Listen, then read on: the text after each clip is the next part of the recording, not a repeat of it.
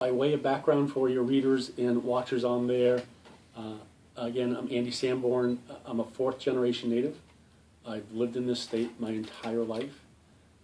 My family came over here in the 1840s during the Great Potato Famine, like most of the Irish people did. And I'm proud that I'm come from a traditional blue-collar entrepreneurial family with scabs on my knees and dirt under my fingernails. You know, I often talk about the story that my grandfather dropped out of school in the 5th grade to go work sawmills so we could feed our family. And he actually lost most of his fingers during that time. And in the middle of the Depression, he stood in line with a couple hundred other people just trying to get a job. And he got that job, which was carrying coal down the street in buckets. And he actually ended up working for or owning that company for 65 years.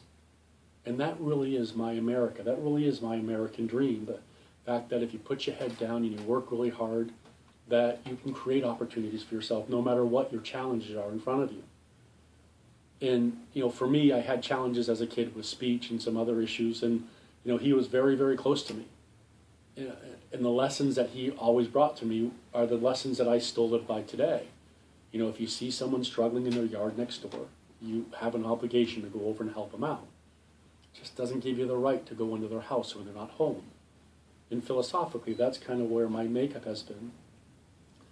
My background is actually in finance and economics. I spent 22 years at a little bank called Indian Head Bank that only some of us are old enough to remember, some of us maybe not.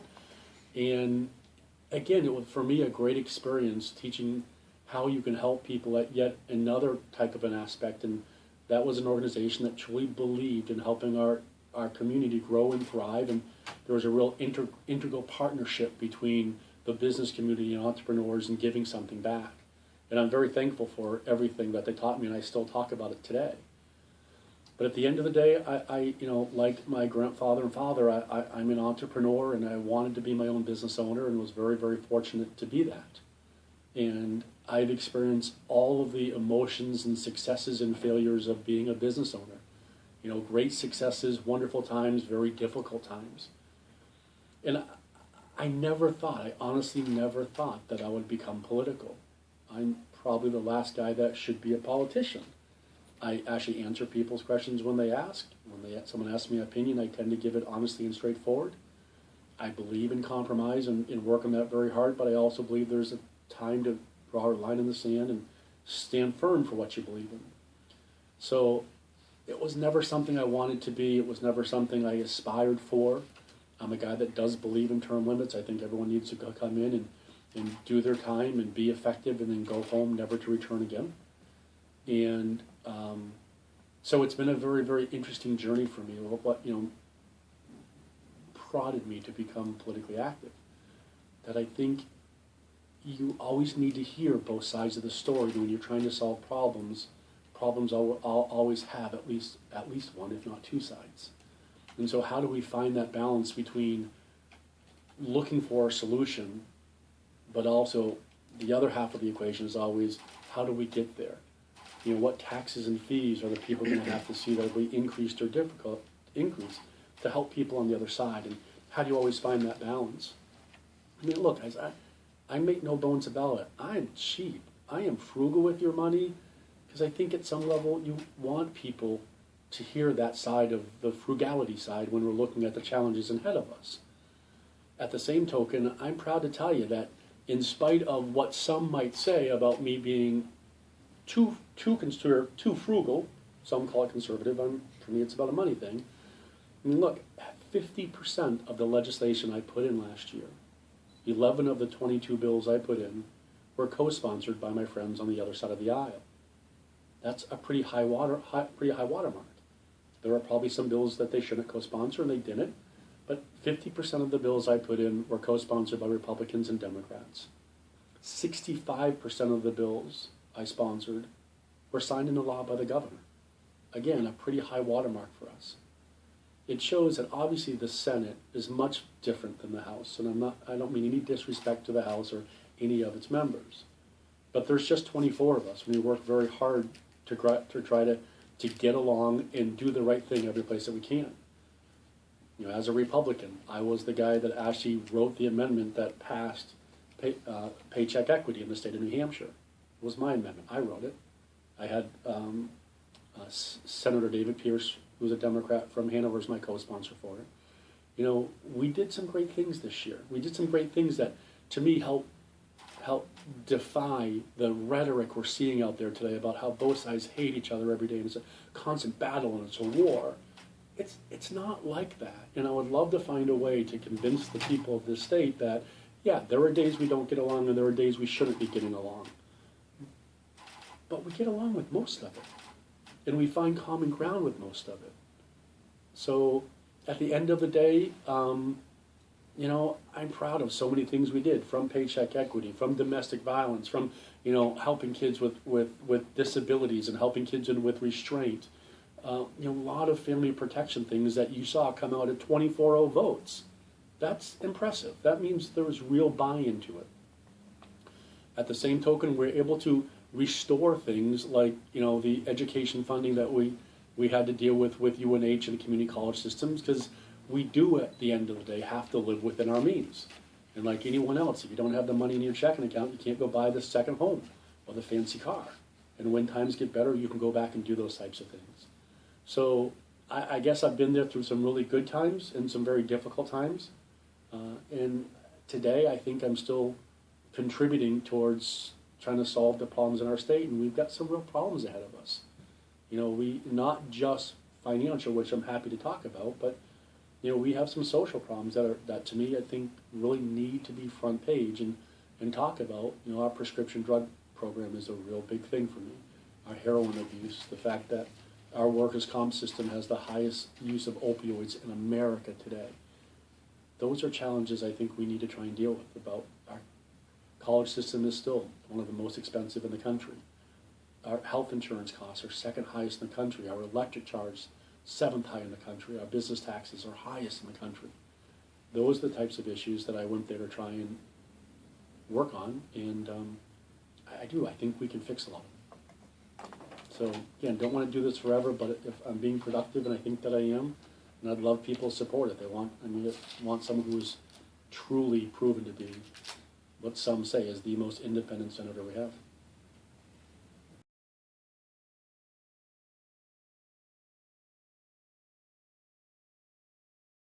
I wanted to start off on minimum wage, and obviously your frugality has sort of come up, and it's in your position on raising it has been pretty clear. Do you want to just sort of lay out what's behind that? And Yeah, I mean, look, I'm a capitalist. I believe that the minimum wage is a stepping stone. You know, there's a lot of rhetoric we're seeing in politics today. Some say there's, you know, 70 or 80,000 people that will be affected by it, and in fact, you have to remember that, you know, the number really is about 76,000 people, but remember, 71,000 of those people are actually tipped employees. So I own a restaurant, one of the businesses I run, and none of them make minimum wage. In fact, in my restaurant, my employees are making $15 to $25 an hour, even though technically right now they're part of that 76,000.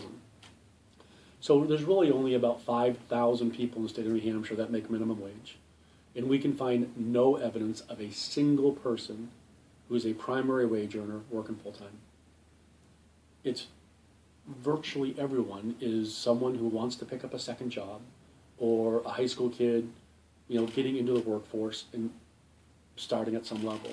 So with 700,000 people working in our state, with probably 5,000 of them making minimum wage, and knowing what the demographic of it is, to me, it is a stepping stone. We all need to start somewhere, and if we're good and we're productive and we work more, this state, more than most, proves every single day that people can advance from it.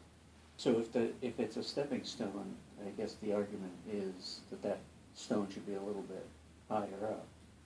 I mean, I think you hear both sides of it. You hear some people say there should be no minimum wage whatsoever. You hear other people say it should be $9 an hour, and that's kind of the fine tune of it, right? Is whether or not there should be one, and if there is one, where should it be? We've made that decision, obviously, that we're going to follow the federal government, and that's what our law is tied to. And I guess if it's good for DC, it seems to be okay for New Hampshire, and if it changes, we'll change with it.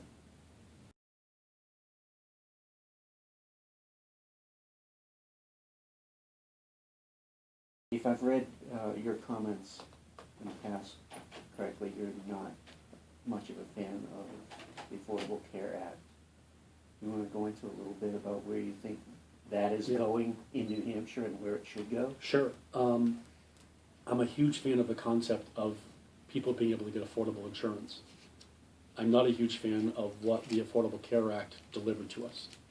We remember it was sold on the premise of lower cost, greater accessibility. And at its core, we know that didn't happen. And there's so many reasons for it. And it's been interesting for me. I'm pretty honest. I went to Concord to cut your taxes and to push back on regulations so we can make sure everyone has a job. Because beyond any question to me, the most important thing we can do to help our society is to make sure everyone has a great job. That's the number one thing I believe we should be working on every single day. But ironically, now that I'm there, I've become the only legislator we have that sits on every single health policy committee in the state of New Hampshire. The policy-driven ones, the financial-driven ones, all of them. And serendipitous at some level, I think. I never planned to become our state's healthcare expert or to be the legislator that sits, that truly is sitting, doing the deep dive in every single committee. So I've had an opportunity to look at this different than others. Look, I believe everyone deserves the opportunity for great insurance. But we go all the way back to 1993, and again, I'm not trying to throw stones on Keene Shanahan, but my first company, when I started my first company, there were 22 different healthcare providers competing for my trust in my business every day. We created what was called community rating back then, where the state of New Hampshire specifically said everyone gets charged the same amount of money. And we lost all but essentially one insurer. And look at the ramifications from that today. We know that the implementation of the ACA in this state has been devastating. I can tell you from personal experience, I thought it was too expensive, but I had health insurance. Paid $748 a month, $1,200 deductible, $5 copay. The ACA came in, and all of a sudden, my health insurance was taken away. My wife lost her OB/GYN after 27 straight years, and we could no longer go to our hospital. And I'm like 25 or 26,000 other people in this state. That's not curing our healthcare problem. And then, of course, the government comes back and says, well, we'll let you have insurance, but it's going to be $1,270 a month, and it's a $6,000 deductible and a $40 copay, and you still can't go to your doctor. Not to mention the fact we don't rarely talk about some of these other issues, like we've been blocked out of virtually every specialty hospital in Massachusetts other than one, something that doesn't get picked up by the press a whole lot.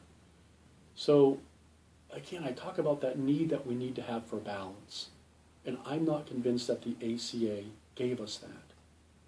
What we should have done, because again, you can't complain if you're not willing to take your turn, you can't take your turn if you don't have solutions. That's a mantra for me. What we should have done was found a way to make healthcare dramatically more transparent, because we're incredibly untransparent. Find a way to make it more accessible for people and affordable. Why is it I can buy my car insurance or my home insurance from that little green lizard or the lady in white Flo who don't live in New Hampshire? But I can't do it with my health insurance. Look, if I wreck my car today, an auto body shop's going to fix my car, my insurance, which is out of Tennessee, is going to cut that auto body shop a check. But solely as a result of legislative action, big lobbyists, big companies, Anthem, we cannot go and buy insurance across state lines. And to me, that changing how we deliver the service is more important. I mean, there's part of the ACA, because in every piece of legislation, there's nothing, it's never all bad or all good. So you can never say it's bad or it's good. People who have pre-existing conditions should have always been allowed to get insurance.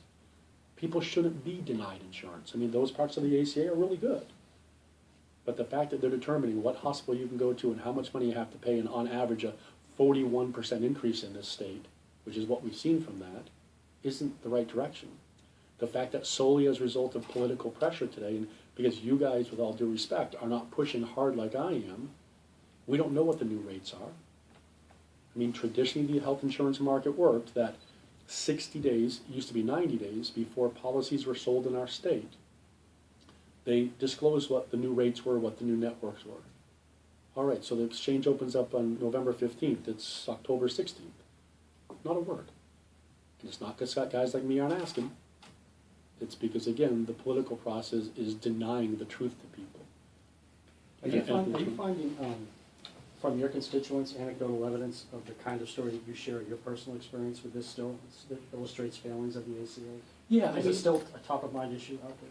I don't think it's top of mind today. I think top of mind is Ebola. I think top of mind is it's Triple E, is ED68. It's ironically it's immigration, which I'm not sure in New Hampshire how we got there. There are people that the ACA helped. There are people that have not seen a benefit or not seen the help from it, and so it's about who you talk to gives you that. There are some people who said, "Look, I couldn't get insurance. I was in the high risk pool." And by the way, the state has always paid for the high-risk pool. About 3,000 people, we spend about $43 million a year as a state saying, look, these people are so sick they're never going to have insurance. We're just going to cover them, dollar for dollar. With the ACA, I don't know if you guys know this about the ACA, it drove, so we shut down the high-risk pool and put all those people into the individual pools, which is going to drive up rates because now you've got 3,000 people, $43 million in claims as part of what will be the calculation of what everyone's base rate's going to be. It's not good or bad, it is what it is, but we just need to be honest and open about it.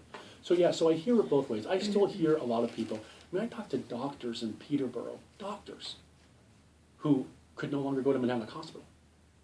They had special conditions, they weren't on the hospital's insurance company. People are concerned about it. I think people are concerned.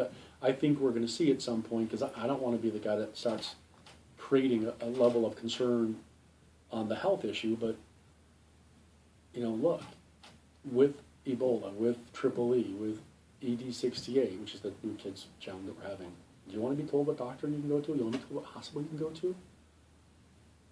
It'd be interesting to see who messages that in the next 3 weeks.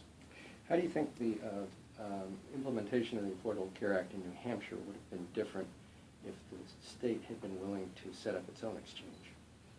All I can really look towards is what other states did. So we know that Vermont spent, $176 million building an exchange in the first 2 months. They had 700 people on it. We look at Oregon, we look at state after state after state, we look at Delaware. I'm not convinced states did a great job of it. And again, I'm not trying to be disparaging towards the states, but I'm not convinced that we have the technological know-how to do it ourselves. I'm not convinced we would have been able to do it. Like, we've got 68 state agencies.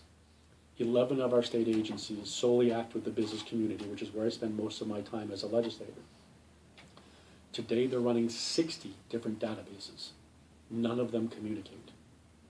So how could this, if I can't even start a company in this state without driving to Concord to give the Secretary of State a piece of paper, because we can't do it electronically, how are we going to build a website that completely ties in all of Health and Human Services, all 26 hospitals, the IRS? I think it would have been an exceptionally difficult thing for our state to do. I don't think we could have been able to do it. And again, just based upon how our state operates today.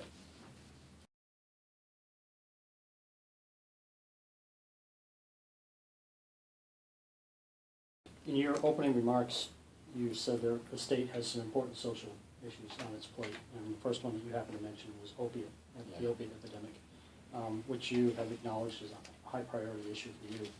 I kind of have 3 questions. Is the state doing enough to meet this crisis head on, number 1?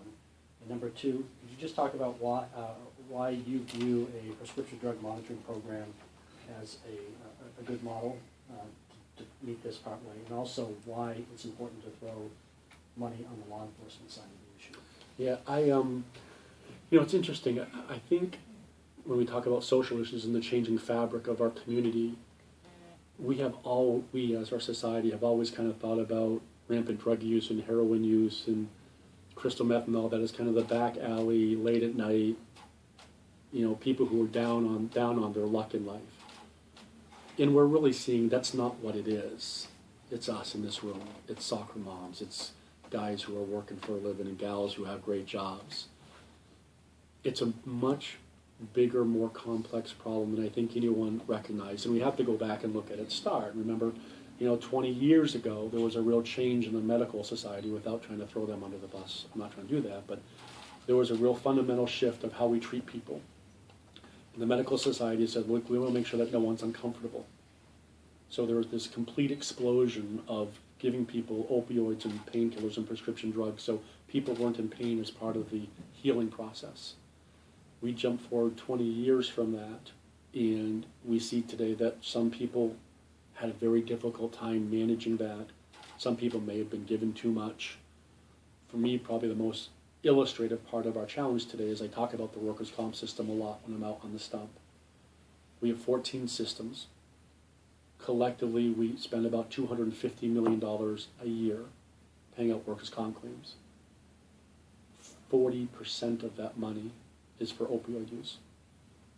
We're spending $110, $120 million a year dishing out drugs just in that one system.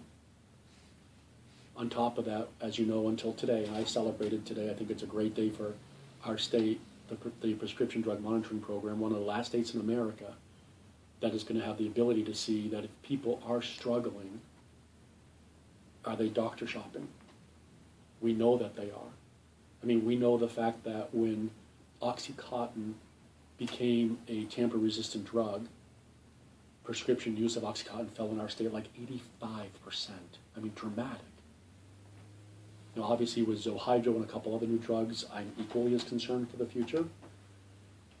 But, you know, for me personally, if people are in pain, if they need help, we need to be there to help them out. But it raises the question, if you've been on an opioid for 90 days, and pick the number, I picked 90 in discussion, and you're still on it, shouldn't someone ask why? Maybe some people need to be on it, but we don't do anything as a state to go back and say, we've been giving you a prescription for 90 days, and we don't know if you're taking what you prescribed. We don't know if you're taking more than you prescribed because you have another issue. We don't know if you're not taking anything inside selling it. There's no testing. And you're right. I'm a freedom-loving kind of guy, so I'm not sure I want government testing us for everything. But this is an epidemic in our state, and how do we begin to get control of it? I think the prescription drug monitoring program's a start, and I personally believe, at least in the workers' comp, which is where I think one of the biggest challenges we have, we need to say at some point, at some level, do we want to make sure you're taking what you're being prescribed or not? I've been having this conversation for about 2 years, and many, many people support it. Some people don't. And what's to be gained by the focus on the law enforcement side of it versus, say, treatment or, not that it doesn't need a well-rounded. I think we need to do both. And for me, I guess at the end of the day, I believe there's going to be a conversation in the next couple of years. And I think we need to make a separation. There are people that need treatment. And I think we recognize that. The mental health settlement, the fact that we've increased resources towards treatment and help from, I think, 3 million 4 years ago to 6 million this year. So we're putting more money towards it, and we should be, no question.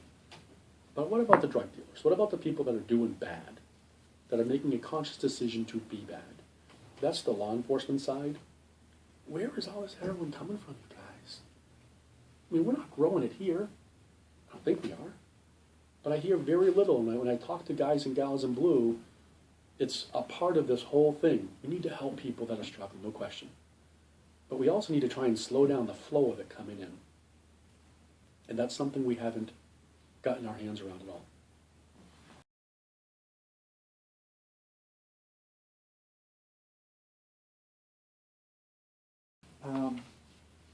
So, taxes, just jumping around here. That's okay. New Hampshire relies on property taxes for much of the services that its residents receive: schools, fire, police, education. Education. That's typically seen in studies as a regressive tax, but it's the New Hampshire way. What do you think is the fairest way to tax people to provide services? So remember, property taxes are primarily for local expenses. Hard for me to weigh in on that, because then I'm stepping on the, I'm a guy that really prides himself on local control. You're right, I think my taxes are too high. I think if you walked in the street and asked every person you asked, 95% of them would say my taxes are too high. Mm-hmm. part of that, I think, comes from the fact that it's about the only tax people know what they pay. If you walk down the street and say to people, how much is your real estate taxes, they'll tell you.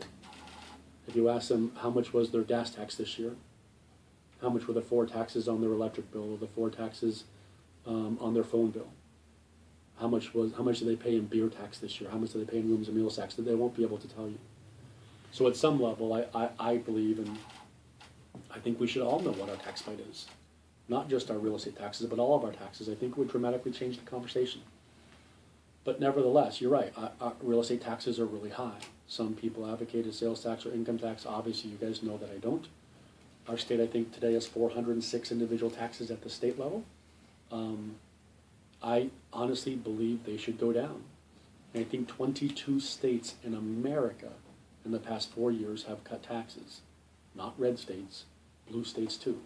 I mean, New York just cut business taxes by $2 billion. It gets back to that supply versus demand argument that we have. And with the fact today, and something that's important to me as a legislator is I try very hard not to always look at New Hampshire and what have we always done and what's this, New Hampshire. We have to begin to compare ourselves to not just our peers in New England, but it's a worldwide economy. And I think it's incumbent upon legislators to say, okay, this is what we're doing in New Hampshire.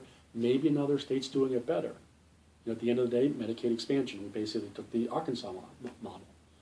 So when I look at taxation in our state, although I agree with you, real estate taxes are too high, I pay too much in real estate taxes, I think our business taxes are the highest in America.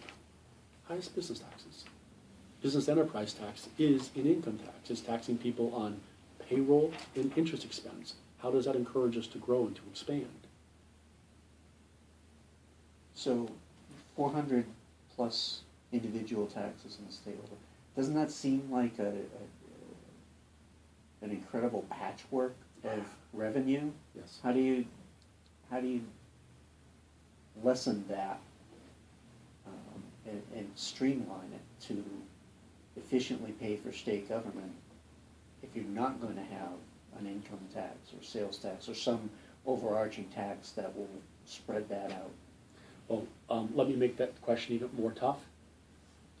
I've said it in this room before, I'll say it again. I believe if you have lived in this state, pick a number, 35 years. I believe if you're over 65 years old, I think we should give people a base level credit on their taxes. The first 100,000, the first 200,000, again, pick the numbers up for negotiation. But at some point, you've paid your debt. I believe that. I mean, we talk about how difficult it is for people on fixed incomes. Well, great. If you've lived in the state for 35 years and you're 65 years old, let's take the bottom 100,000, bottom 150, bottom 200,000. We can negotiate on that number and make that part tax exempt.